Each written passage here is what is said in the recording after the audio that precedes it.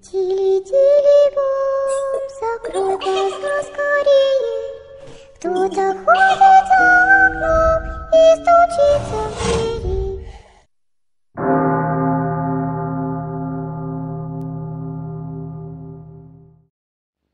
Magandang gabi sa inyong lahat. Ito po muli si Marlon na mula sa Lahing Aswang. Ito na yung pagpapatuloy ng aking kwento. Siguraduhin na napakinggan nyo na ang mga naunang parte ng sharing ito para hindi kayo malito.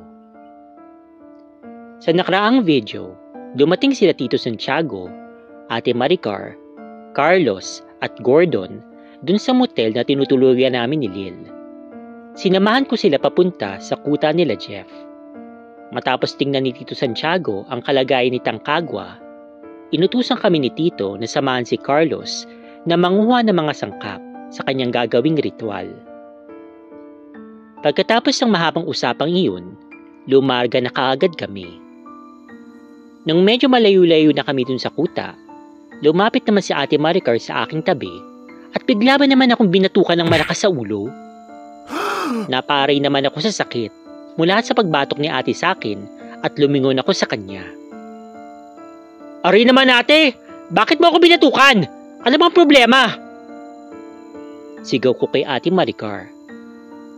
Ha? Nagtanong ka pa, gago ka? Alam mo bang pinag-alala mo kami halos lahat? Nagkandamatay-matay na ako sa kakahanap at kakaisip sa'yo? Tapos tatanungin mo pa ako kung bakit? Nangangalaiting sermon ni ate sa akin, sabay batok ulit. Alam mo naman kung anong dahilan kung bakit ko ginawa yun. Alam mo naman na desperado na ako para mahanap si Natalia ate. Pagdadahilan ko kay Ate Maricar na may paaway effect pa. Naiintindihan ko naman yon. Pero sana naman nagpaalam ka kahit sa akin. Hindi sana nasamahan kita dito. O kung sa manlupalap ng mundo ka man pumunta. Buisit ka. Sermon ulit sa akin ni ate. Sorry ate, alam mo naman na pasaway talaga tong kapatid mo. Pero mahal na mahal ka naman. I love you ate. Pagsugi at paglalambik ko kay Ate Maricar, sabay yakap dito. Che, ang dini to. Salamat ka hindi sumama si mama. Kung hindi, yari ka naman talaga doon. Tugon sa akin ni ate, sabay ngiti doon ito sa akin. Kahit kailan talaga, hindi ako matitiis ni Ate Maricar. Alam ko kasi kung paano suyuin yung bruhang yun, kahit napakasungit talaga nito. Oo nga pala ate, kumusta na nga pala sila mama doon? Tanong ko kay ate. Ay ayun, soba-soba yung pag-alala niya sa'yo. Akala ko nga tuluyan na siyang walang pakialam sa'yo eh. Kasi no second week na nawala ka, parang wala nang pakialam si mama. Pero after ng mga ilang araw, alam mo ba halos mabaliw na ito? Sagot sa akin ni ate. Paulit-ulit niyang kinukulit kami ni Kuya Mario na hanapin ka dun sa Albay. Nakailang beses na kaming paroon pa rito sa Albay para lang hanapin ka. So siya rin ba yung nag-contact dito kay Tito at nag-utos dito para hagilapin ako? Tanong ko na naman. Hindi. Makalipas kasi ng isang buwan na umalis ka dun sa bahay, pumunta nga itong si Tito Santiago. Doon niya sinabi kay mama yung mga pangitain niya sa iyo. Kaya dahil doon, mas lalo tuloy nag-alala tong si mama. Paliwanag ni ate. Tama talaga yung kasabihan na walang magulang ni nakakatiis sa mga anak nila. Turan ulit ni ate. Hindi ko naman napansin na pumapatak na pala yung mga luha sa aking pisngi dahil sa narinig ko kay ate. Kaya ikaw, mag-practice ka na ha kung paano ka hihingi ng sorry kay mama. Dapat galingan mo ang acting para kapag paniwala. Biro naman sa akin ni ate, kaya sa halip na magdrama, napahalakhak na naman ako. Napatawa ako sa mga narinig ko. Ate naman feel na feel ko na sana eh. Bigla ka naman nagbiro ng ganyan. Bad trip naman to. Medyo naiinis na tugon ko kay ate. Sus, hindi bagay sa'yo no? Nagbibiro lang ako para gumaan naman yung kalooban mo. Pero huwag kang mag-alala. Sabi ko nga sa'yo, wala namang inang nakakatiis sa anak nito. Pero siguro dapat maganda ka na rin. Tiisin mo na lang yung 100% sapak ni mama. Sabi sa akin ni ate, sabay halakhak. Natuon naman yung pansin ko kay Jeff. Bigla itong lumapit sa tabi namin ni ate. Marlon, gusto ko sana magpasalamat dahil ikaw yung nagbigay daan para makilala namin tong tito mo at para matulungan kami sa mga problema namin. Tatanungin ko talaga tong malaking utang na loob sa'yo, bro. Salamat talaga. Maraming salamat, bro. Paulit-ulit na pagpapasalamat Jeff sa amin at hanggang tenga yung ngiti nito sa amin ni ate. Wala yun, bro. Di mo na kailangan tanawin ng utang na loob yun. Para sa akin, masaya akong makatulong. Yun lang naman. Turan at tigit ko kay Jeff, sabay ngiti na rin. Ay, oo nga pala Jeff, sa ate Maricar. Siya pala yung ate ko, pangalawa dun sa panganay namin. Medyo masungit talaga to, pero mabait naman kapag nakasundo mo. Pakilala at pandalaglag ako'y ate Maricar. Aba, gagong to? Sisiraan mo pa yata ako sa kaibigan mo Tugon naman ni ate, sabay hampas ulit sa ulo. Napapigsi naman ako sa kakahampas ni ate. Ako nga pala si Jeff Maricar. Masaya akong nakilala ka. Pasensya na pala kayo kanina yung tungkol kay Pancho. Sorry kung medyo naging bastos ito sa tito ninyo at sa dalawa niyong kasamahan. Medyo mayabang din kasi yun Pero sa totoo lang, wala naman talaga yung silbi. Paghingi ng paumanhin at kwento sa amin ni Jeff. Ang lakas naman ng loob niya. Puro dadalang naman pala. Wala naman palang ambag sa inyo. Pagbabara at sagot ni ate kay Jeff. Habang busy kami sa kakadaldal sa likod ni Carlos na nasa harapan namin, patuloy lang naman ito at tahimik sa paglalakad habang tabas ito ng tabas ng mga damo na dinadaanan namin. Medyo masukal na rin kasi yung tinatahak namin na daan, kaya habang nagkukwentuhan kami, tumulong na rin kami sa pagtatabas at pagputol ng mga damot sanga na dinadaanan namin. Ilang saglit lang, biglang tumigil si Carlos sa harap ng isang malaki at mataas na puno. Hindi ako sure kung anong klaseng puno iyon, pero sobrang taas talaga nito at napakatayog. Nandito na tayo, Maricar, Marlon. Maganda kayong dalawa para akitin tong puno. Siwalat ni Carlos sabay turo dun sa puno. Ano naman gagawin namin dyan sa taas? Nagtataka na tanong ni ate Maricar doon kay Carlos. Nakikita niyo ba yung pakyutan na yun? Tugon na turo ni Carlos sa malaking bahay na pakyutan na nasa tuktok ng puno. Kunin niyo yan dahil may mahalagang bagay akong kukunin sa loob nun. Paliwanag sa amin ni Carlos. Napanganga naman kami ni ate Maricar sa aming narinig at napakunot noo kaming napatingin doon kay Carlos. Seryoso po kayo? Tanong ko. Oo naman at alam niyo yun. Kaya niyo yun. Sige na, wag na maraming parang tanong para matapos na tayo. Giit at diin naman ang utos ni Carlos sa amin ni ate. Wala naman imik-imik na mabilis kong inakyat yung puno habang si ate naman nakabusangot yung muka habang umakyat na rin. Nung dumating na kami sa tuktok ng puno, pumesto naman si ate sa tabi at tumingin ito na makahulugang tingin sa akin. Aba, mukhang masyado tayong pinapahirapan ng lalaki na yun Bulong sa akin ni ate. Ako naman, panay yung bugaw ko sa mga nagliliparang bubuyog. Ay, kaya nga ate. Inis na pagsang-ayon ko naman kay ate Maricar. Tingnan natin kung anong magagawa niya sa gagawin ko. Tugon ni ate na nagbigay na nakakalokang ngiti sa akin. Sabay biglang sipa dun sa bahay ng babuyog. Nagulat ako sa ginawa ni ate. Hindi ko talaga ini-expect na gagawin niya yun. Dire-diretso namang nahulog sa baba yung pukyuta na yun at bumulandra ito at nawasak sa harapan mismo nila Carlos at Jeff. Mula sa taas, nakita ko kung paano nawasak yung bahay ng pukyutan nung nahulog ito sa lupa.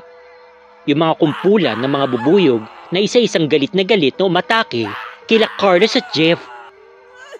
Napahagikik naman sa tawa si ate Maricar sa ginawa niya. Samantalang ako naman, napangangala lang at natulala sa aking nakita. Tumakbo papalayo si Jeff at iniwan niya si Carlos doon. Pero pansin ko mula sa itaas na hindi man lang ininda ni Carlos yung mga kumpulan ng bubuyog na umaatake sa kanya.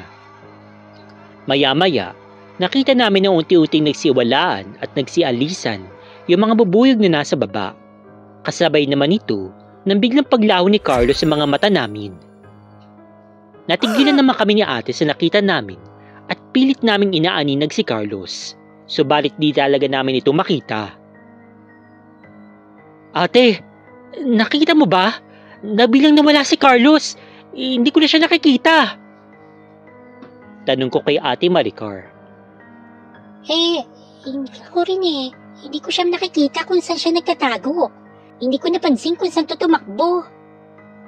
Naguguluhan, natugon naman ni ate. Nang sabay kami napalingon ni ate sa likuran namin. Nasyak na naman kami kasi nasa likuran na pala namin si Carlos na nangilisik yung mga mata at gigil na nakatingin sa amin. Napapiksi naman ako ng atras nang biglang inundayan kami ng sakal ni Carlos pero naabutan niya pa rin ako. Dinakma nito yung mga liig namin ni ate. Nagulat kami sa sobrang bilis sa pag-atake ni Carlos sa amin. Sa totoo lang, hindi kami nakapalag ni ate dahil sa sobrang higpit na pagkakasakal ni Carlos sa aming mga liig. Kung sa tingin ninyo, nasindak nyo ako sa ginawa ninyo, nagkakamali kayo! Ang titigas na mga ulo nyo, mga inutil! Pasalamat kayo mga pamangkin kayo ng taong ginagalang ko. Kung hindi, kanina ko pa kayo napatay! Alam niyo ba sa ginawa ninyo? Mapipilit na tayo maghanap ng panibagong paglutan dahil sa katargaduhan yung dalawa! Mabagsik na sabi na may halong pagigilgil sa amin ni Carlos. Sabay pagbitaw dito ng sakal sa liig namin ni ate. Saka kami tuluyang nahulog ni ate mula sa itaas. Pero buti na lang, nahawakan ni ate yung kanan kong kamay. Samantala yung isa pa nitong kamay, napahawak sa isang sanga ng puno. Nakalambitan kaming dalawa ni ate na parang mga unggoy at pilit na hinatak ni ate Maricar yung isa kong kamay para maabot ko yung isang sanga ng puno. Dahil konting kembot na lang, mahuhulog na talaga ako. Nang nabitawan na talaga ni ate yung sanga na hawak niya, buti naman at naabot ng kaliwa kong kamay ang isa pang sanga na malapit sa katabi ko. Nakakyat na ako dun sa sanga ng puno, pagkatapos saka ko tinulungan si ate Maricar. Gago ka! Munti ka muna kayong mapatay! Galit na sabi ni ate kay Carlos at nabigay ito ng isang suntok. Pero sinalo lang ni Carlos yung kamay ni ate, sabay pagpihit nito sa kamay. Dinig na dinig ko yung paglugutok ng mga buto mula sa kamay ni ate. Napasigaw naman si ate Maricar sa ginawa ni Carlos, pero hindi naman nagpatinag si ate. Sinipa niya yung binti ni Carlos, pero parang wala lang ito sa kanya. Nagbigay naman ng isang kalmot si ate sa mukha ni Carlos, at doon naman mas lalong nanggigil si Carlos. Kaya pinihit niya patalikod yung kamay ni ate Maricar, sabay sakal sa liig nito gamit ang kanyang braso. Mas lalo naman nalaki yung mga mata ko nung sinipa ni Carlos yung likuran ni ate Maricar. Direkta tuloy itong tumalsik at pabuluksak bababa mula dun sa taas ng puno. Ate! Sindak na sigaw ko kay ate Maricar at halos nawalan na ako ng ulirat sa aking nasaksihan. Mula sa taas, dinig na dinig ko rin sabay na pagsigaw ni ate Maricar. Nagbaling naman ako ng tingin sa kinaroroonan ni Carlos, pero yung labis na pinagtataka ko, wala na siya doon. Nagpalingalinga naman ako para hanapin siya sa ibang direksyon, subalit hindi na siya mahagilap ng aking mga mata.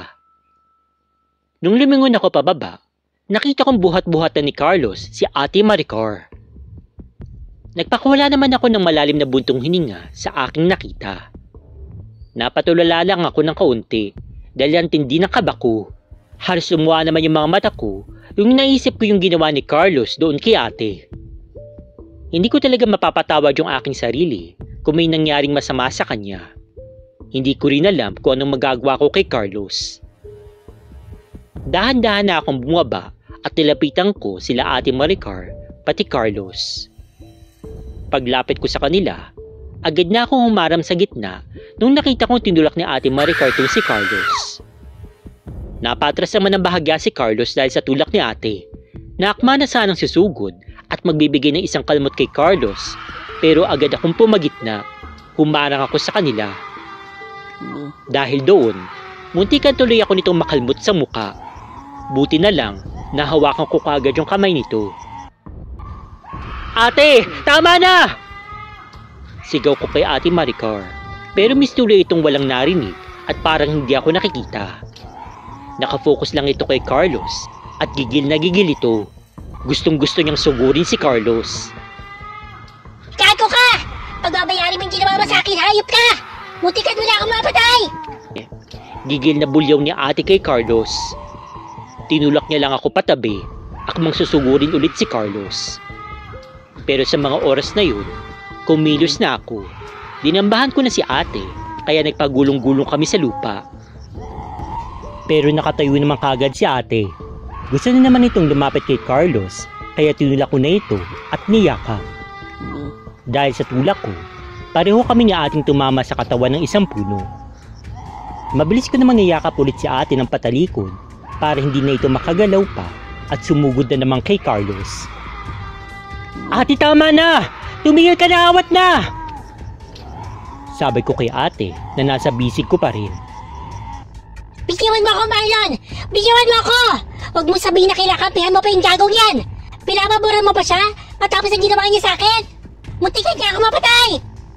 Nanggigigil naman na sagot sa akin ni Ate Maricar.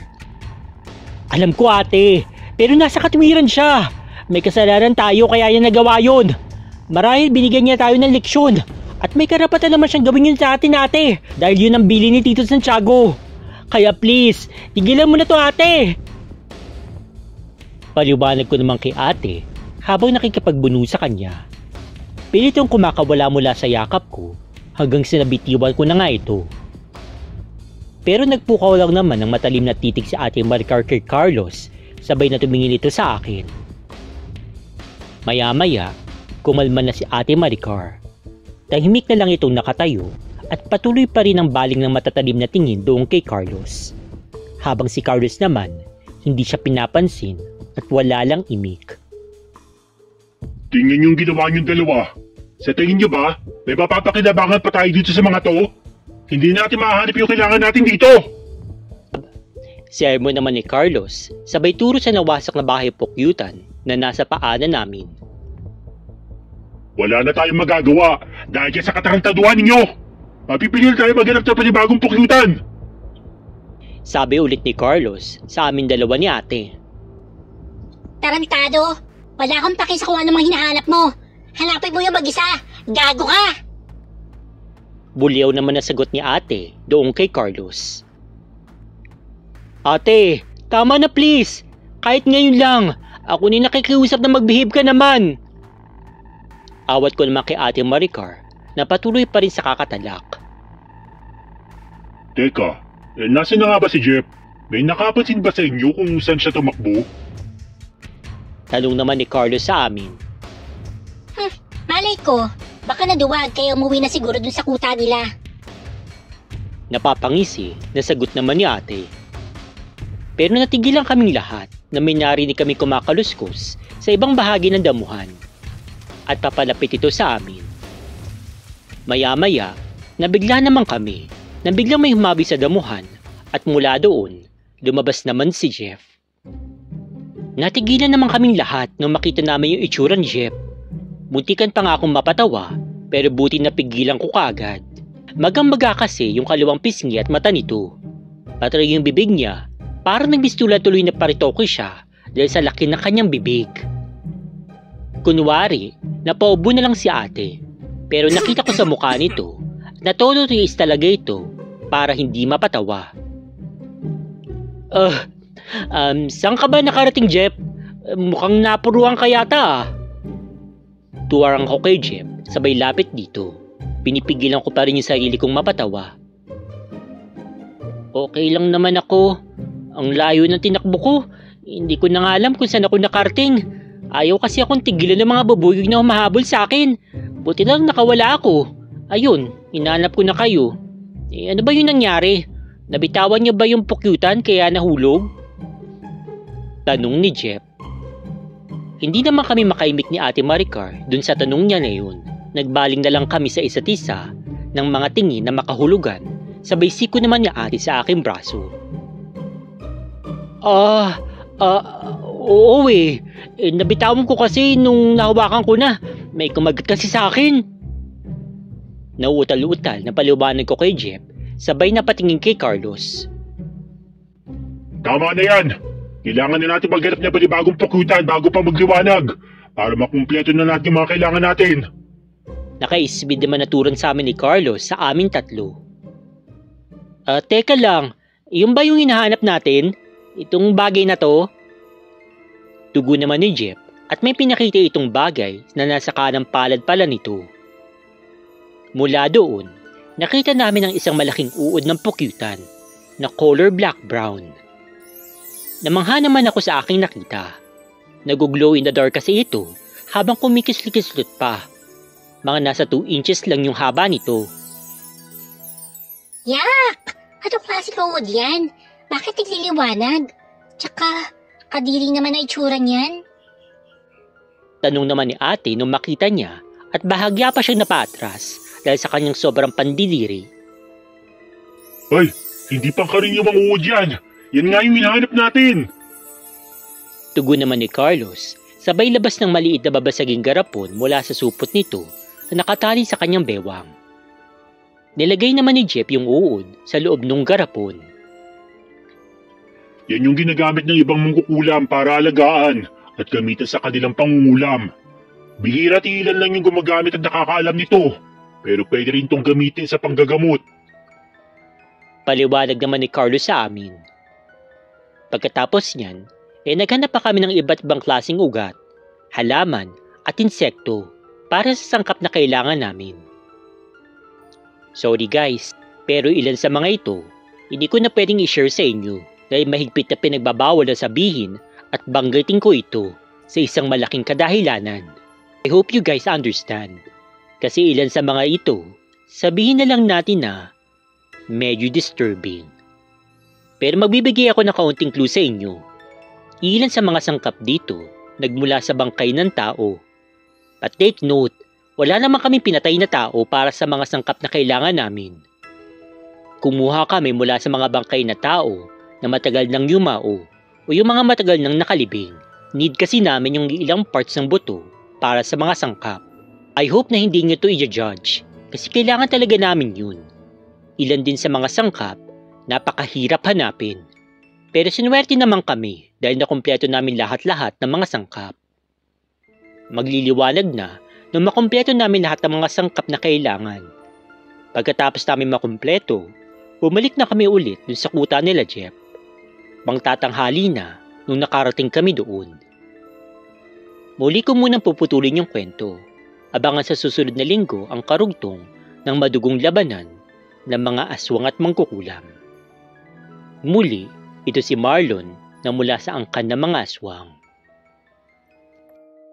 Hello Spooky Dolls, good evening. Before anything else, gusto ko sanang batiin lahat ng mga OFW at mga Filipino immigrants, pati na rin po yung mga Pinoy na tulad ko nandito po sa Pilipinas at yung mga taga-ibang dimensyon at taga-ibang mundo na tumatangkilik at sumusuporta po sa Dolls and Spooks. I hope that you're all doing well. Okay guys, ito na nga po yung pagpapatuloy ng story ni Marlon, and again gusto ko po magpasalamat sa kanya pong patuloy na pagpapadala ng mga stories nga po dito sa Dolls and Spooks. So maraming salamat sa inyo. Guys, sobrang hirap ng ginagawa ni Marlon, so thank you talaga at nag-effort po siya na magpadala ng story kahit po, yun nga, tinetext niya yung mga stories, ang hirap kaya mag-type ng mahabang paragraph sa messenger, ganyan. So napakahirap at saka sobrang nagpapasalamat talaga ako dahil kahit hindi naman niya nga, sabi ko nga palagi kahit hindi naman niya kailangan gawin ito, ginagawa niya nga para sa kasiyahan nating lahat. Okay, so yun nga po, according to sa story na to, ito na nga yung naghahanap nga sila ng mga sangka para sa gagawin ng ritual ni Tito Santiago. Ngayon, nalaman natin na ito pa lang si Maricar at si Carlos ay mukhang hindi yata talaga sila magkasundo. Ewan ko kung dahil lang bala parang naiinis lang si Maricar dito kay Carlos kasi siguro feeling niya parang bida-bida, ganyan. Ayaw niya kasi magpaawat. Gusto niya yung medyo may pagka-spoiled brat din si Maricar, ganyan, na ayaw niya yung parang hinihigpitan siya o yung pinangungunahan siya or yung parang kumbaga parang gusto niyang gawin ko anong gusto niyang gawin. Ganyan. Kaya medyo may pagkapareho kami ng ugali ni Maricar sa bandang yun na parang may pagkamaldita gayon. Sabihin na lang natin na ganyan. Tapos ayun, minsan pag na ganyan talaga, may makakatapat ka talaga na tipong yung parang hindi, paano ko ba sabihin, na hindi tatanggapin yung mga ganong klaseng ugali.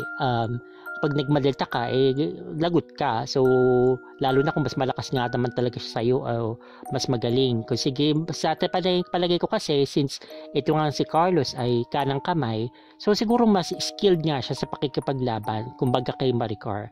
Not saying na mahina si Maricar, malakas din siya, pero mukhang mas trained itong si Carlos, mukhang mas magaling sa pakikipaglaban. Kumbaga may mga nalalaman din siya parang sa pangungulam siguro ganyan o sa mga spells ganyan.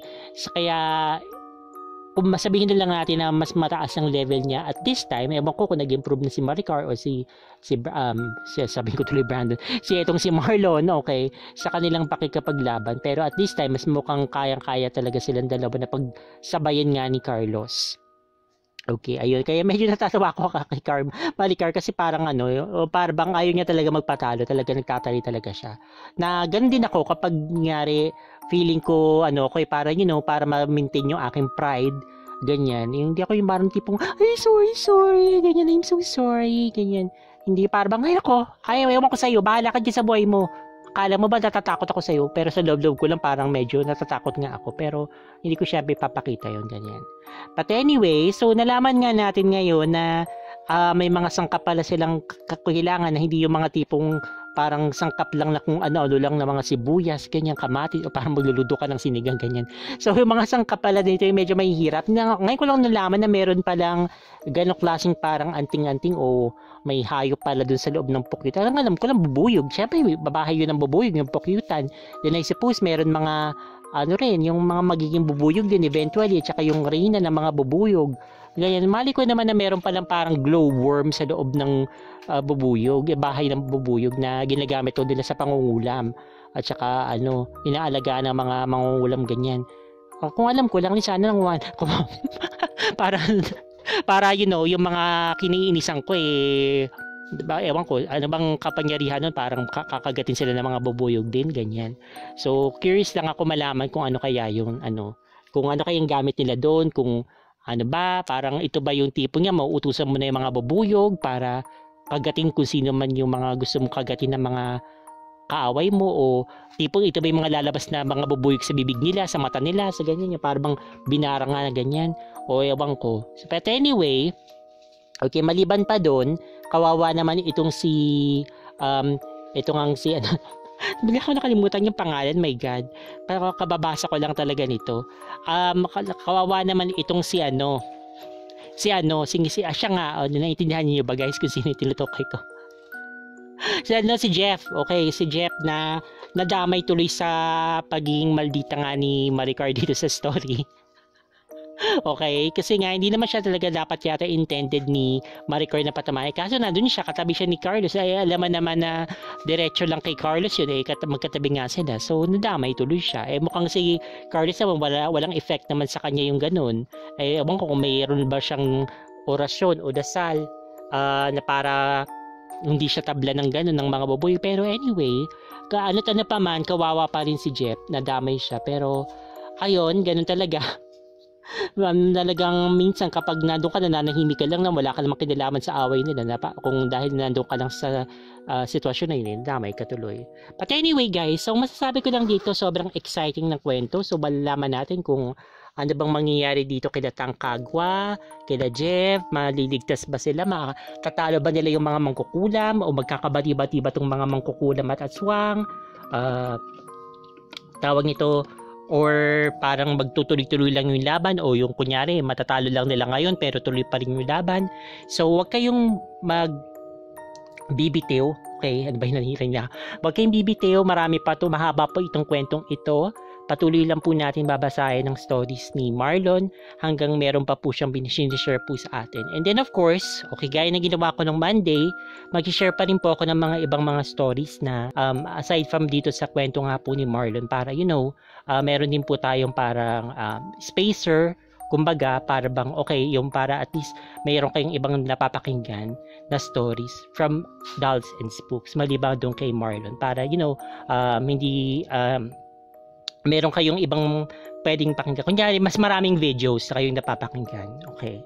So, yun lamang po guys. So, thank you po talaga sa inyo pong pagtagili sa Dolls and Spooks. Abangan next week yung mga stories po natin ulit. And yun, like po kayo at saka i-share naman po nyo itong video na ito kung kanino nyo po gustong i-share. Okay, yun lamang po. Thank you so much. Stay fabulous and spooky, spooky dolls. Bye! Meron ka bang spooky story na gusto mong i-share? Kung ganon, ipadala mo na yan sa dollsandspooks@gmail.com. Huwag din kakalimutan na mag-subscribe, mag-like, mag-comment, at i-share ang video. Kung hindi, pupuntahan kita sa bahay mo.